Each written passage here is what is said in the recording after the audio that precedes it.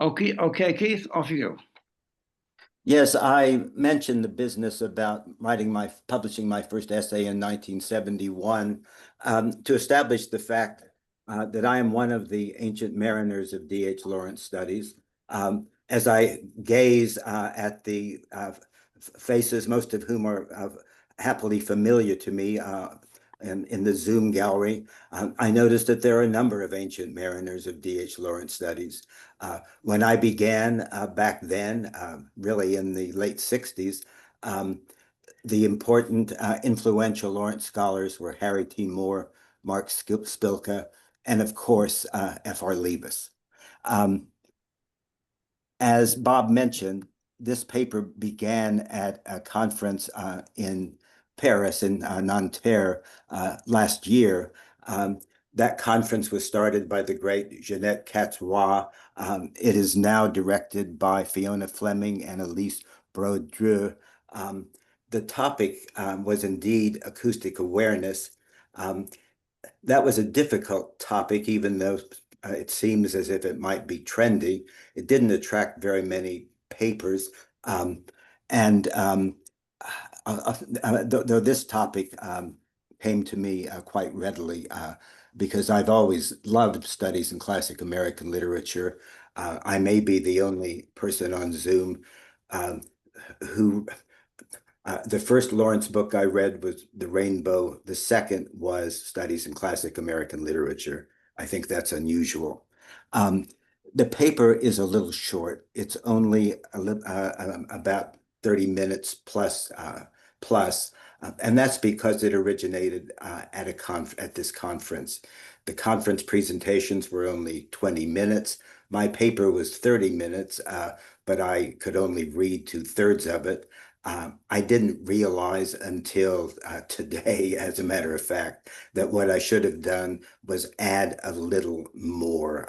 It requires some expansion, and I will say a bit about that at the conclusion. Um, okay, um, here goes. Listening to studies in classic American literature. In 1879, Gerard Manley Hopkins, the Jesuit priest and radically innovative poet, wrote his fellow poet Robert Bridges in response to criticism of his lengthy poem, The Loss of the Eurydice. In the letter, Hopkins reflected on the nature of reading. I opened and read some lines, reading as one commonly reads, whether prose or verse, with the eyes, so to say, only. It struck me aghast with a kind of raw nakedness and unmitigated violence I was unprepared for. But take breath and read it with the ears, as I always wish to be read, and my verse becomes all right. Of course, Gerard Manley Hopkins is supremely a poet to be read with the ears. Brute beauty and valor and act, oh, air, pride, bloom, here buckle. Hopkins's realization about his poem anticipates what contemporary theorists have argued about the reading experience.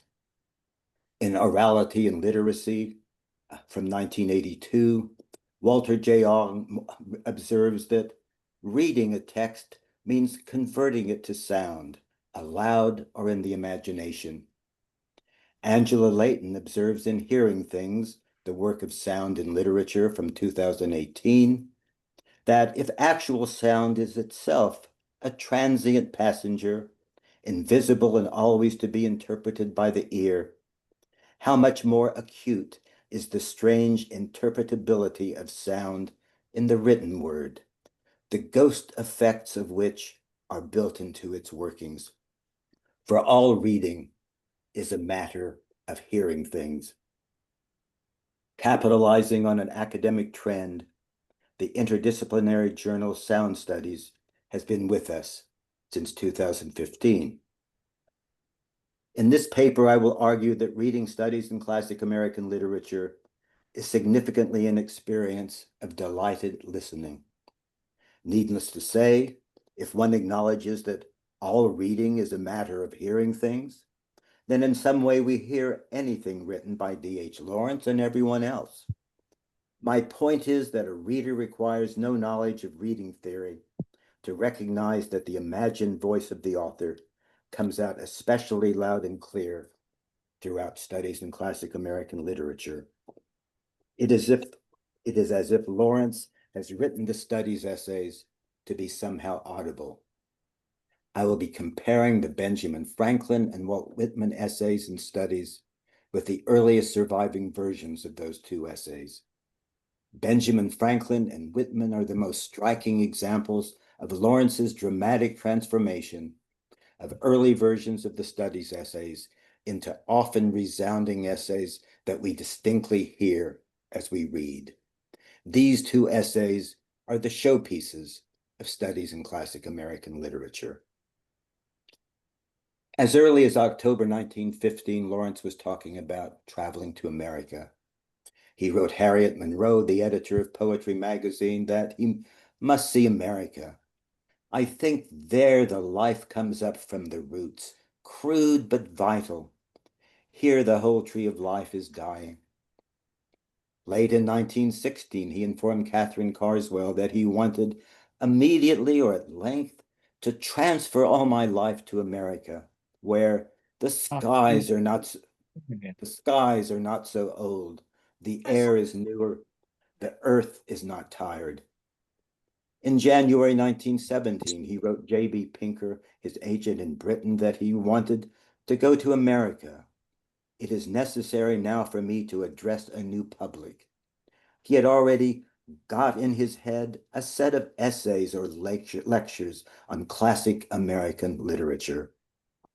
In 1917 and 1918, he wrote and revised a series of 12 essays on American authors from Franklin to Whitman, 8 of which were published in the English Review between November 1918 and June 1919.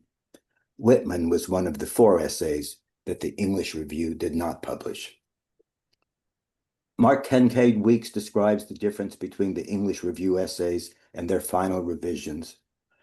Readers who know studies in classic literature only from the much later 1922 rewriting will be surprised at how much more literary and exploratory the first versions are, how much closer to the texts, and how different in tone, without the combative and dogmatic brio of a later Lawrence, for whom America had become a very different first-hand experience.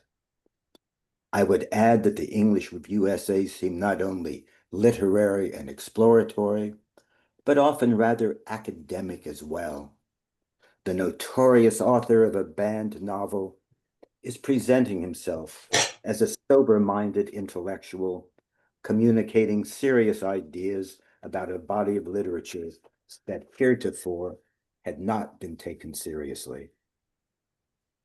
Before I begin my discussion of how Lawrence's revisions of Benjamin Franklin and Whitman transformed the essays while greatly increasing their volume, I need to point out a curious, seemingly unknown feature of the book. Criticism of studies has always focused on the famously exuberant colloquial style of the Franklin and Whitman essays, a style that to a lesser extent is also present in other essays. Lawrence created this transformative style in his final revisions of the essays for inclusion in the book, revisions that he began in November 1922. But he left significant portions of 3 of the study's essays in his earlier, rather academic style. Critics have seemingly failed to notice that perhaps surprisingly, nearly half of the Poe essay is almost word for word identical to the English Review text, written 5 years earlier in 1918 and published almost 4 years earlier in April 1919. The 2 years before the Mast and Moby Dick essays had never been published. The earliest surviving texts are handwritten pages that Lawrence sent, along with 3 other unpublished essays, plus pages torn out of the English Review, to the publisher Benjamin Hoopsch in October 1919. Hoopsch had expressed interest in the book. These early versions of the Dana and Moby Dick essays found their way into studies in classic American literature almost word for word, except for new beginnings and endings that Lawrence introduced to align the essays more clearly with the book. These two essays, plus the Poe essay, all include very lengthy quotations taken verbatim from the earlier versions. For some reason, Lawrence never revised nearly half of the Poe essay and nearly all of the other two essays before including these three essays in studies. Consequently, these three pieces are rather different from everything else. It is worth noticing that they lack the book's much commented on noisy exuberance. The final version of studies, with these exceptions, is more aggressive in manner. It abandons nearly all of what Lawrence called its esotericism, while also becoming more critical of American culture. Nevertheless, all things considered, I believe that the studies in classic American literature essays differ more strikingly from their 1917 to 1919 precursors in style rather than content. That includes the fact that the experience of reading studies has become something like hearing it out loud. In introducing combative and dogmatic brio into the essays, as Lawrence revised them one last time, he was Americanizing them and making them much sharper, quicker. In late November 1922, he warned his American agent, Robert Mountsear, "You may think them too violent now to print. Anyhow, they are the first reaction on me of America itself." "They'll no doubt horrify you," he wrote Mountsear 2 weeks later, "but then you'll see their form is now final, bedrock." He had at last captured the American demon. Show and tell. Here's the first Thomas Seltzer edition of Class Studies in Classic American Literature, 1923. Published in America before England. At Christmas 1916, Lawrence's American friend and future American agent, Robert Mountsear and Esther Andrews visited him and Frida in Cornwall. During that visit, Lawrence told Mountsear about his desire to relocate in America and his plan to write a series of essays about American authors. As a result of this visit, on 4 January 1917, Mountsear sent Lawrence, who was back in London. Lawrence sent Mountsear, who was back in London, a list of every man's library titles that he wanted Mountsear to send him for the project. Emerson's essays, Lincoln's speeches, and the Federalist Papers would not make it into studies. Benjamin Franklin's autobiography and Walt Whitman's Leaves of Grass, of course, would. Critics have described Lawrence's idiosyncratic style in studies in classic American literature in an intriguing variety of ways. We have already encountered Mark Kincaid Weeks's combative and dogmatic brio. A few generations ago, Harry T. Moore in The Priest of Love casually described studies as profound, if often casual. To David Ellis in D.H. Lawrence's Dying Game, Lawrence's wholly altered manner consists of racy, colloquial aggression. John Worthen in D.H. Lawrence, The Life of an Outsider, refers to the book's new, punchy, hard-hitting style, which Lawrence developed as peculiarly appropriate to North America.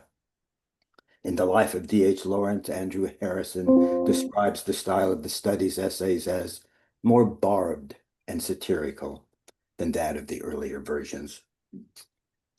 But it is perhaps Anais Nin who long ago anticipated contemporary sound theory in her admiring, very personal, pioneering book, D.H. Lawrence, An Unprofessional Study, published in 1932. In her chapter titled Language, Style, Symbolism, she observes that in language, Lawrence was prolific and varied.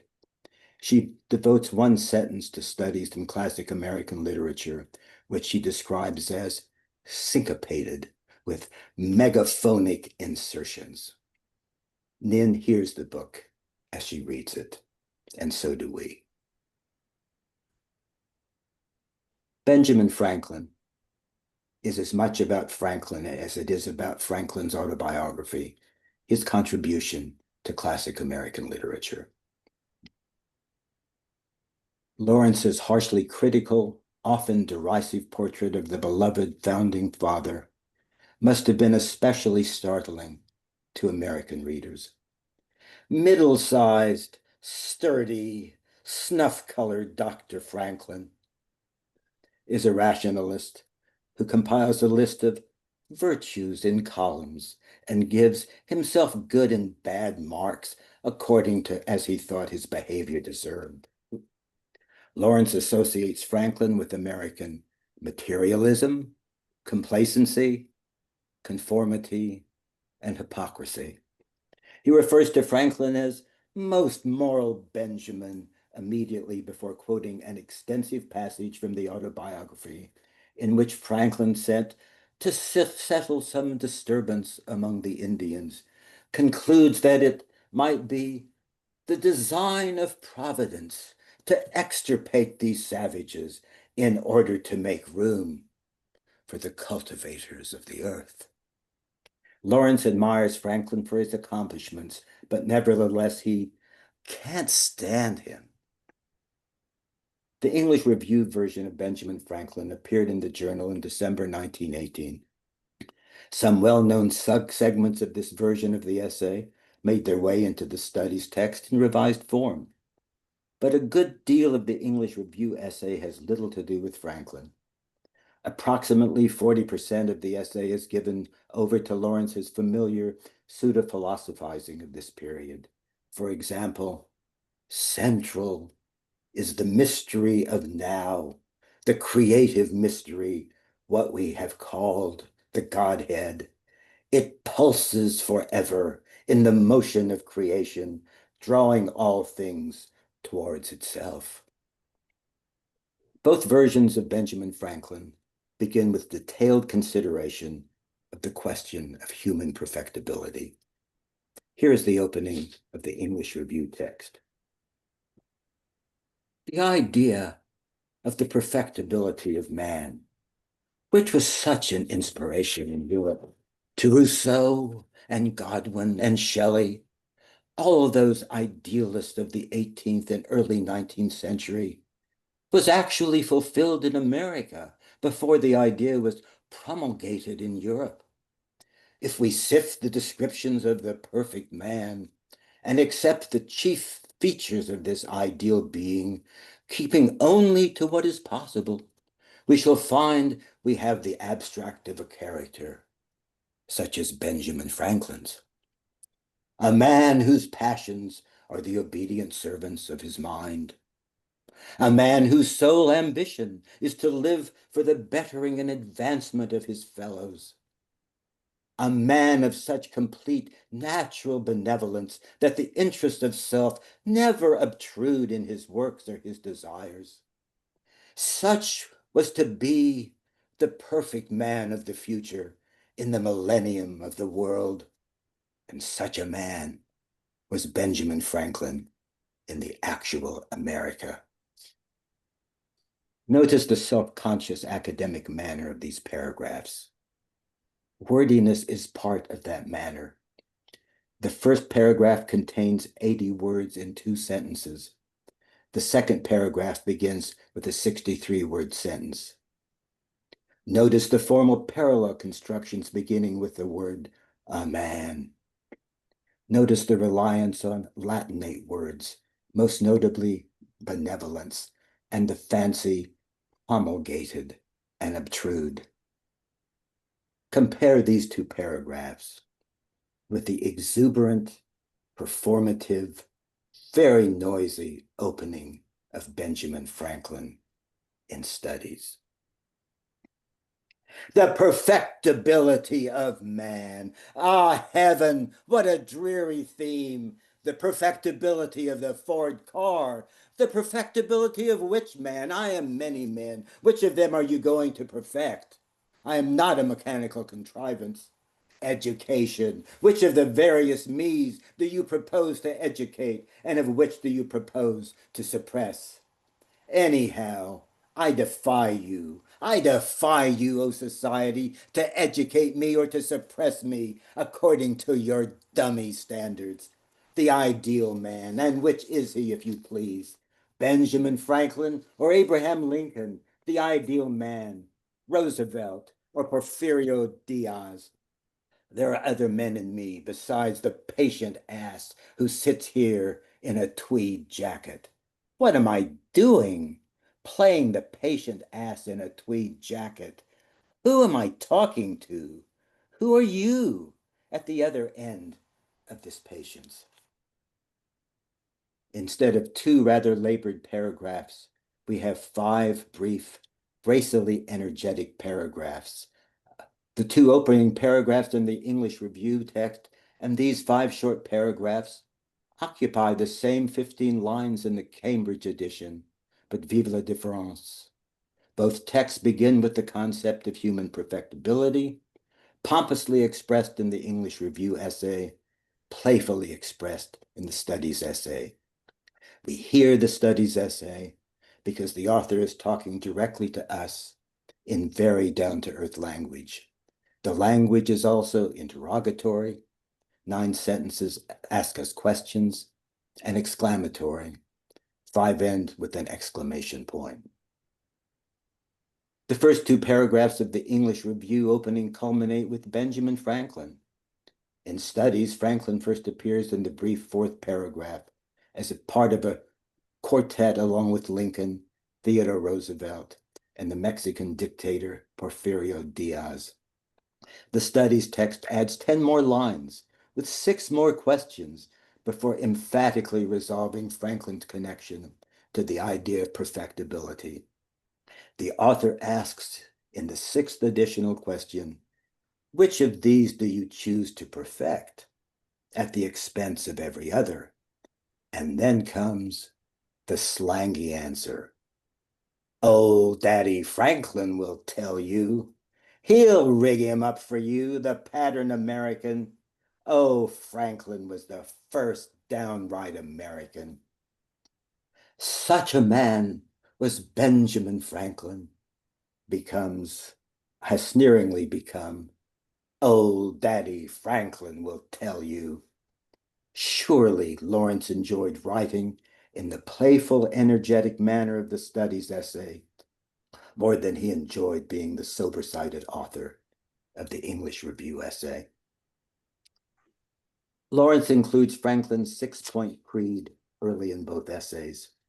In the English Review text, the 6 points appear in quotation marks, one immediately after another, followed by several paragraphs of commentary. The first of these paragraphs consists of one 89-word sentence. The English Review essay then lurches into several pages of pseudo-philosophizing that Lawrence would eliminate from Studies. The critique of Franklin's creed in the English Review essay is abstract and impersonal. For example, the religious truth is the same now as it has ever been, that preceding all our knowledge or will or effort is the central creative mystery out of which issues the strange and forever unaccountable emanation of creation. But in the Studies revision, Lawrence is not only the author, but also something of an active participant.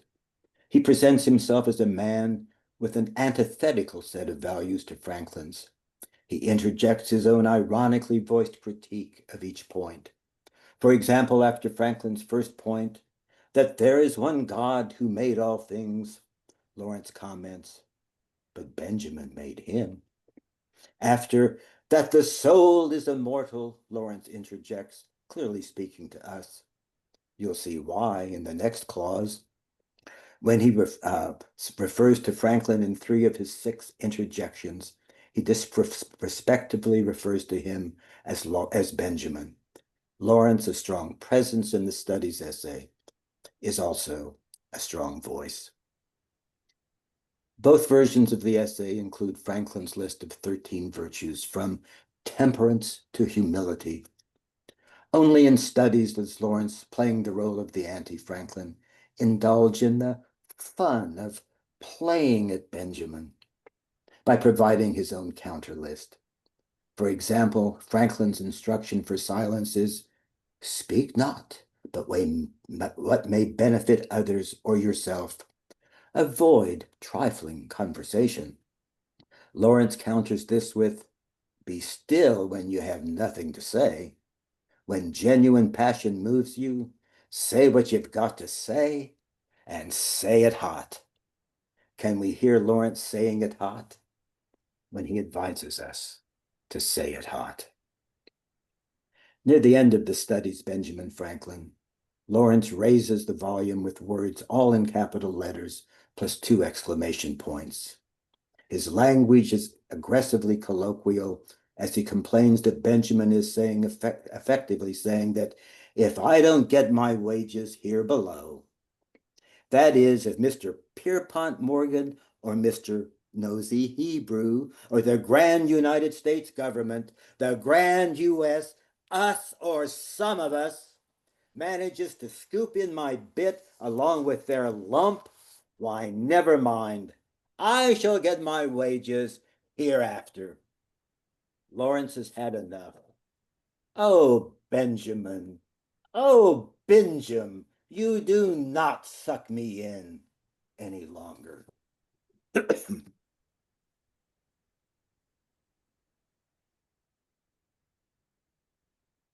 We do not know why Austin Harrison, editor of the English Review, published only 8 of the original 12 essays Lawrence submitted to the journal in the autumn of 1918. In any event, Lawrence believed that the Whitman essay was too controversial to be published, no doubt because of its treatment of homosexuality. As late as September 1919, he told the American publisher Benjamin Hoopsch that no one has seen the essay on Whitman, no one in the world. That version does not survive. The earliest surviving text of Whitman collected in the Cambridge edition is the revised intermediate version assembled and sent to Hoopsch in 1919. The Whitman essay in this version still includes material concerning the fundament as well as the vagina, and discusses the last perfect balance between 2 men in whom the deepest sensual centers vibrate in one circuit. Lawrence cut this material from studies in classic American literature. The beginning of what I'll call the Hoopsch version quickly lapses into a lengthy paragraph about the chakras, material that Lawrence would eliminate. He then quotes 3 lines from Leaves of Grass, in which Whitman embraces all things into a oneness with himself. I am he that aches with amorous love. Does the earth gravitate? Does not all matter aching attract all matter? So the body of me to all I meet or know. Lawrence devotes much of this early version of the Whitman essay to analyzing the poet's accession into wholeness, his knowledge in full. In rather abstract language and at length, he argues the pluses and minuses of universal sympathy, merging. Whitman achieves man's maximum state of consciousness, which seems to be a good thing unless you are someone who does not find his reality in allness or infinitude, and are tempted to find Whitman a humbug. The chakras reappear. The great appetites of the hypogastric plexus, the great corresponding will of the sacral ganglion must be conquered. Ben Hoopsch passed on this version of studies in classic American literature. Lawrence's transformation of the Hoopsch version for studies in classic American literature is especially dramatic. After a few sentences introducing the good great poet, Lawrence launches into an aggressively loud performance, loaded with words all in capital letters and replete with exclamation points. Democracy, these states, eidolons, lovers, endless lovers, one identity, one identity. I am he that aches with amorous love. Do you believe me when I say post-mortem effects? Lawrence is only getting started when it comes to exclamatory and capital letter mockery. The opening section of Whitman reads like a comedy routine. Lawrence is having a very good time performing. I am he that aches with amorous love. What do you make of that? I am he that aches.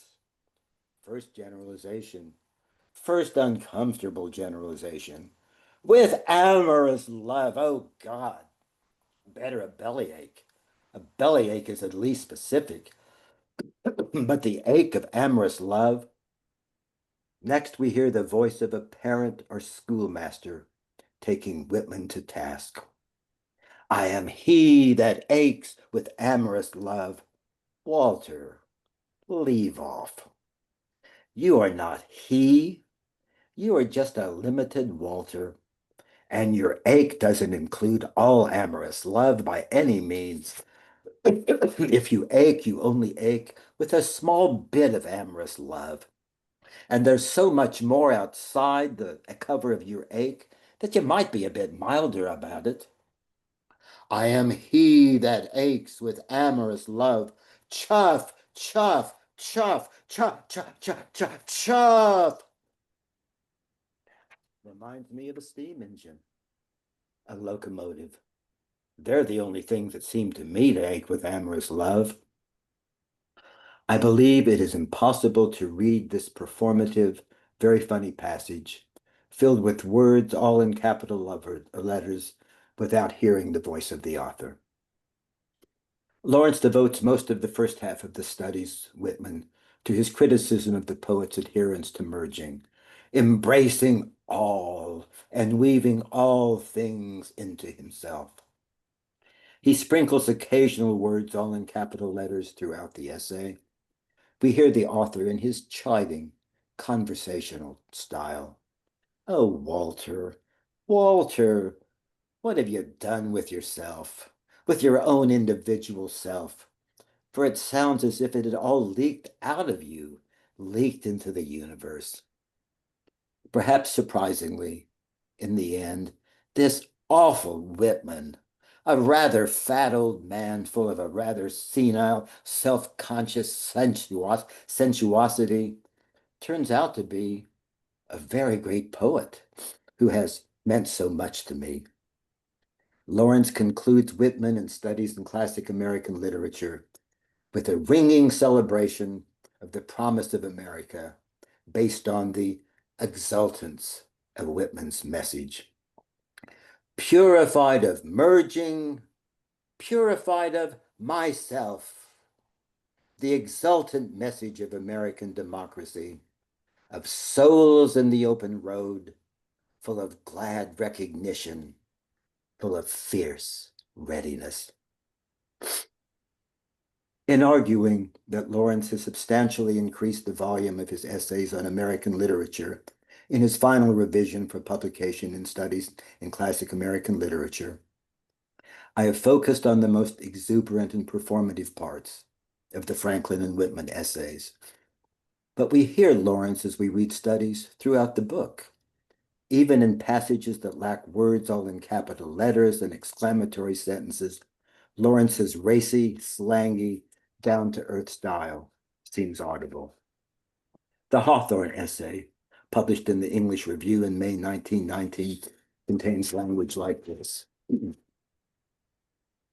Parallel to this, the reasoning mind starts from the great cosmic theories of the ancient world and proceeds by a progress in particularization to establish great laws, physical and ethical, then to discover the exact and minute scientific relation between particular bodies or substances and the great laws, and finally to gain an inkling of the connection between scientific reality and creative personal reality.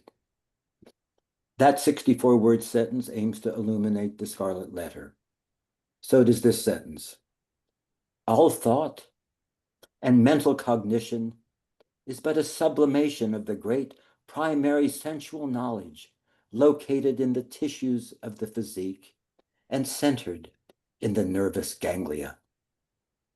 Compare these sentences from the English Review text to this passage from the Made for America text in Studies. Oh, Hester, you are a demon. A man must be pure just that you can seduce him to a fall. Because the greatest thrill in life is to bring down the sacred saint with a flop into the mud. Then when you've brought him down, humbly wipe the mud off the mud with your hair, another Magdalene, and then go home and dance a witch's jig of triumph and stitch yourself a scarlet letter with gold thread, as duchesses used to stitch themselves coronets. In the English Review essay, Lawrence always refers to the novelist as Hawthorne. In Studies, in Lawrence's jokey performative style, he becomes a blue-eyed darling and that blue-eyed wunderkind of a Nathaniel. As Nathaniel, he warbles, "Be good, be good." As the editors of the Cambridge edition of Studies in Classic American Literature point out, the proof of the book's ability to call attention to itself was in the quick, vociferous reaction it prompted in the American literary press. Not surprisingly, most American reviewers didn't know what to make of such an unusual and orthodox critical study. Some reviewers were offended by an English writer, definitely an outsider, daring to present his opinions on American literature. A reviewer in Current Opinion said that Mr. Lawrence is not so much concerned with the writers in themselves as he is with the opportunities they afford for the discussion and elucidation of his own philosophy. Raymond Weaver, the author of the groundbreaking Melville biography that Lawrence had read before finishing his revisions of his Melville essay, stated bluntly that Lawrence's ignorance of American literature is comprehensive and profound. Many reviewers commented on the highly idiosyncratic style of Studies in Classic American Literature.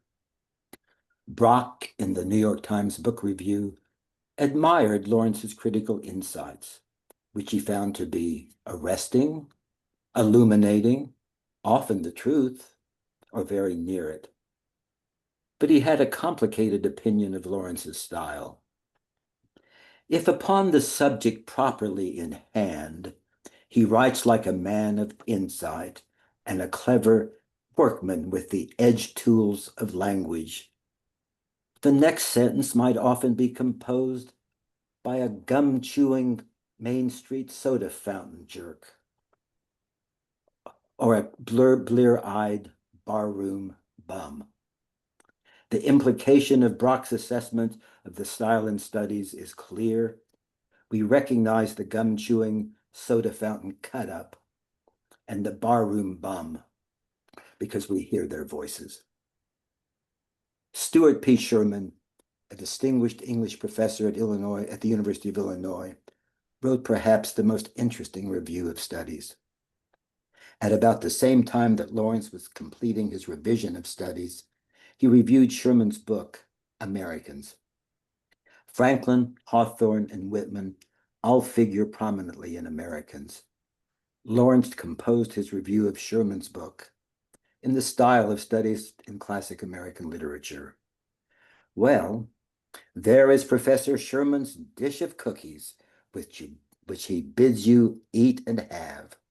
An awfully sweet book, all about having your cookies and eating them.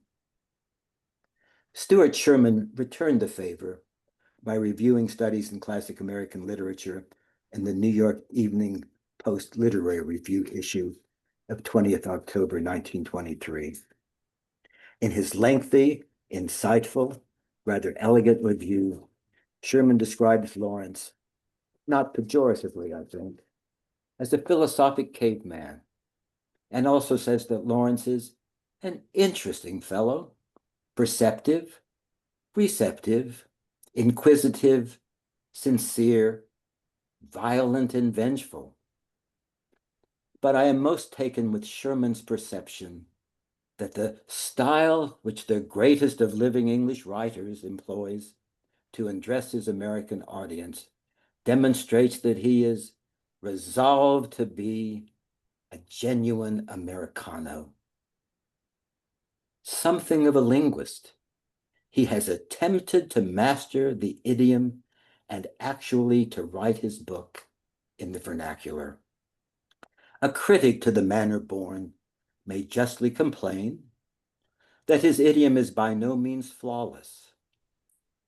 Yet to the uncensorious native, there is a subtle flattery in hearing the loved accents of the mother tongue slipping so nonchalantly from the lips of a gifted alien.